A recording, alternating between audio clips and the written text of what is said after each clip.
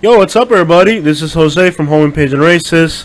Today we're going to be talking about the best pigeon racing bloodlines in the United States. So let's get right to it. So the first thing that I got to mention, guys, is this is my opinion. We're all entitled to an opinion.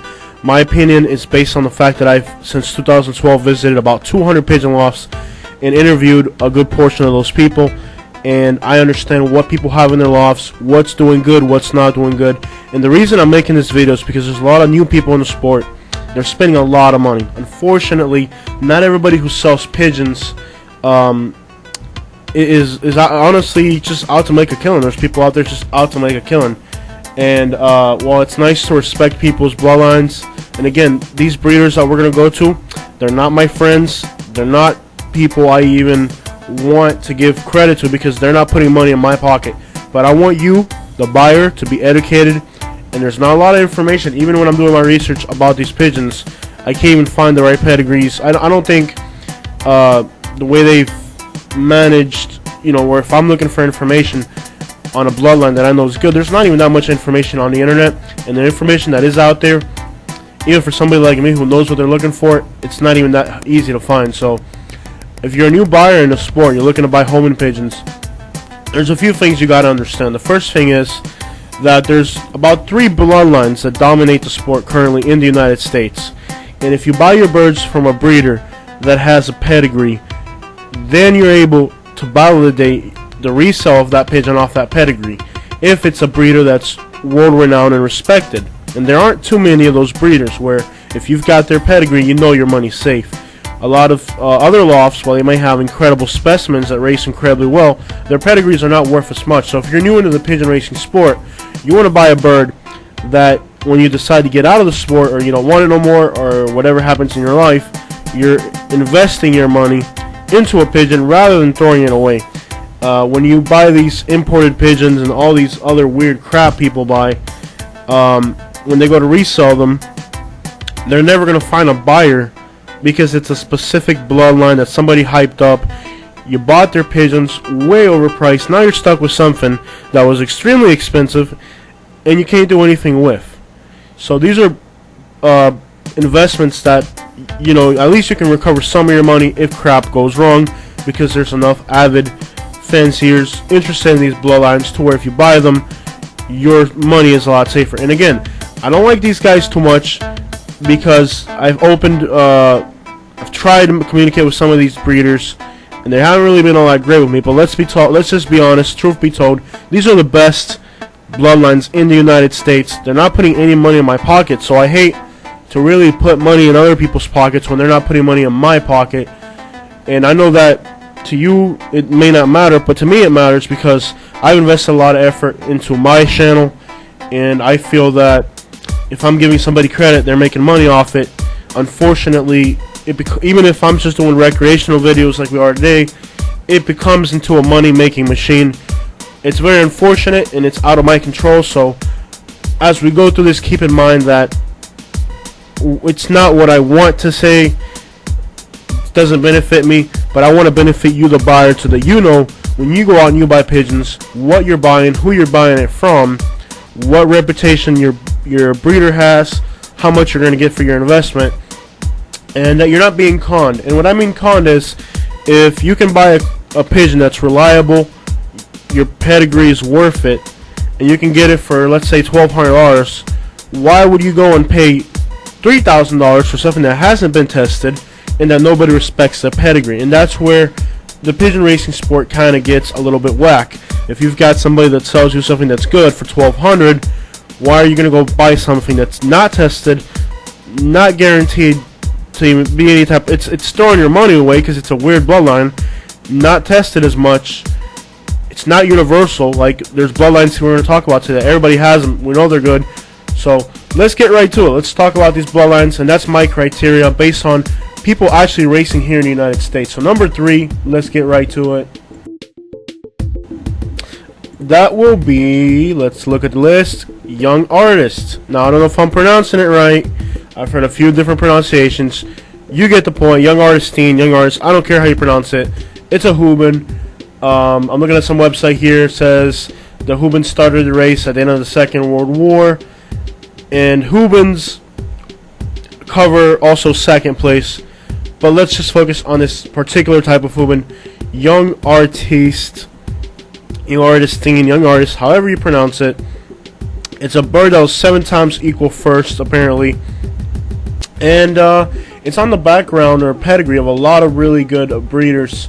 I'm looking right now on iPigeon, and there's a good breeder, incredible racer that I've met. And he's got a bird here that was, let's take a look. I think it won a car in Africa recently. It was a hot American girl.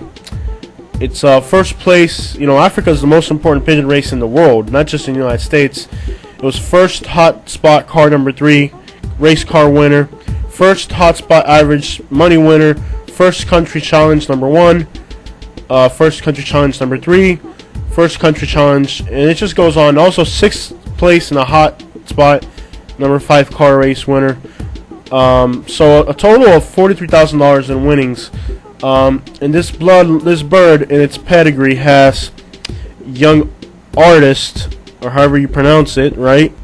And you know, I've seen this bloodline in a lot of places. I know Mike Gaines, another famous breeder, also has this bloodline because we have a bird that's out of his loft. Or when I say we, I mean we down here in Florida. A pedigree that I've seen has a bird that has this pedigree, so I know Mike Gaines has his bloodline. And so you start to see a pattern where a lot of very important breeders have a bloodline. And that's what's beautiful about these 3 bloodlines that we're talking about today, is that you can get them from different breeders who will have the same bloodline. So when you go to buy, you don't have to buy from a particular breeder. You've got the selection between all the different breeders that have these bloodlines. So in that sense, the young artist, it's an amazing Huban bloodline. Like I said, right now there's a pigeon on iPigeon that has it. There's just a lot of other major breeders have the bloodline, and that gives you an indication that it's good. So number 3, young artist, and I know it's not that popular, but we did some research because I have a friend who bought a bird from Mike Gaines. It had Da Vinci on one side, and then the other side it had young artist. So I called one of my friends that I know has that bloodline, and I say, hey, what's up with this young artist? And he says, well, I think it's the best pigeon bloodline out there. I'm like, really? So based on that, based on other loft visits and things that I've seen, I can say that pretty much this young artist bloodline, which comes out of Hubans, is a good upcoming bloodline. There's enough important things happening in the sport related to the bloodline, so I'm going to give it number 3. And again, this is my opinion, right? We're all entitled to an opinion. I'm going to go ahead and give this bloodline number 3. It is a Huban, and a lot of different breeders have it. So number 2, Ziko. It is a closing bloodline Huban. Like the fact that there's a lot of pedigrees out there. Now, David Clausing may not be at the top of his game right now, but there was a time when he was the leading figure in the sport in the United States. And another nice thing about number 2 is, just like the other bloodlines mentioned here, is that you don't have to go to a particular breeder to get this bloodline. They're everywhere. And actually, I spoke with David Clausing, and he was honest enough to say, hey, I don't even have the best ones. Oscar Betancourt, Gallo, other guys like that have actually had some of the best ones. So with that said, you don't have to go to a particular breeder to get this bloodline. A lot of people out there have them. A lot of them are really well inbred. David Clausing did a lot of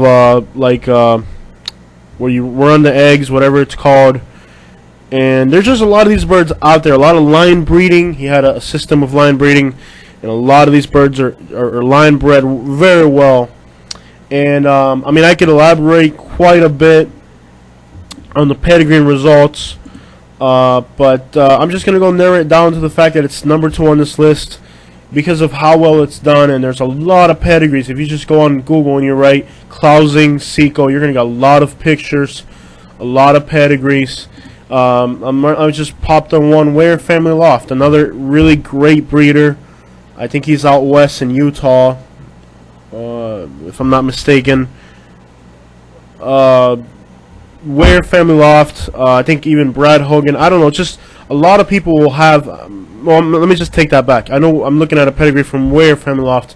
I'm not sure about Brad Hogan, but just different, really good breeders have this bloodline. I'm looking. I just popped up a pedigree that says Ware Family Loft, and it's got some Ziko, original David Clousing pedigrees, which are handwritten.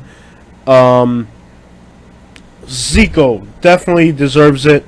I've seen it. Here's one from Del Valle Loft. So you have a lot of different breeders that have this particular bloodline. You're not stuck with one particular guy that dominates the bloodline. Just an incredible bloodline. And again, why it's been really hard for me to say a particular bloodline is, making this list that I'm making right now. It's controversial. Not everybody's going to agree with it. And another really the main reason is because I don't want to put money in a particular person's pocket that I don't even know. So what's good about these Hubans is that there's enough different people that have them to where you can get them, and you're not putting money specifically in one person's pocket. Do your research. Like I said, a lot of really known lofts have these bloodlines, and if you watch my videos, you'll notice that there's a lot of particular bloodlines that show up a lot because they're local and they're doing well. And if I were to say, even though it's my personal, see, that's where I have to separate my personal opinion on what I think, and my friends down here think the best bloodlines are. I'm just generalizing in the United States what has worked very well for other people. So number 2, well-deserved Ziko bloodline. It's won its money. It's so many famous lofts have it. Lets you know that it's good because not just one guy dominates that bloodline, or not one guy's pushing that bloodline. When you see a bloodline that different fanciers have, different breeders have, lets you know you gotta have it because it's good. So Ziko, well-deserved, number 2. Okay, the absolute best pigeon racing bloodline in the United States, Mona Lisa. I'm sure you saw that coming. I've traveled if you watch my videos, it's undisputable. I just went to Wisconsin. Everybody, I'm sure like 5 guys there told me this is what's working best for us. So it's not just Florida. It's not just everybody down here my way. Mona Lisa is the best bloodline in the United States, and if you don't want to admit it, then you've got something wrong with you. This one's a little controversial because by saying that this is the best bloodline, I'm basically telling you go buy from a particular person. You can find different lofts that are not just the main breeder that have Mona Lisa. Of course, if I were going to buy it, I'd go to the breeder. But anyways, Mona Lisa, undoubtedly the best bloodline in the United States. I'm not even going to go through the list of wins. We all know that it's winning everywhere. I had a Mona Lisa, like great-grandchildren or something, and it brought me 2 first places. So, if me, who doesn't know what I'm doing, can make a Mona Lisa bloodline give you a first place winner, then go do the math. It's good stuff. And the people that I passed the birds on to, they've also made first place winners at their lofts, crossed with their bloodline. So Mona Lisa, Hofkin bloodline, deserves the number 1 place. Now Mona Lisa comes out of Phantom, which I'm looking at a pedigree here. Just let me zoom in. I'm looking. It says here a super breeding male, which is Phantom, bred by Floor Vervoort of Belgium. Excuse my Dutch or whatever. One of the greatest fanciers of all time. Then it goes on about how they have a friendship. Comes out of a bloodline, Oily Man or Oil Man. It's Olieman. A pigeon racer in the same time period as the Jensen brothers. Famous 019. But basically, then you go into other bloodlines like Finiki 5000.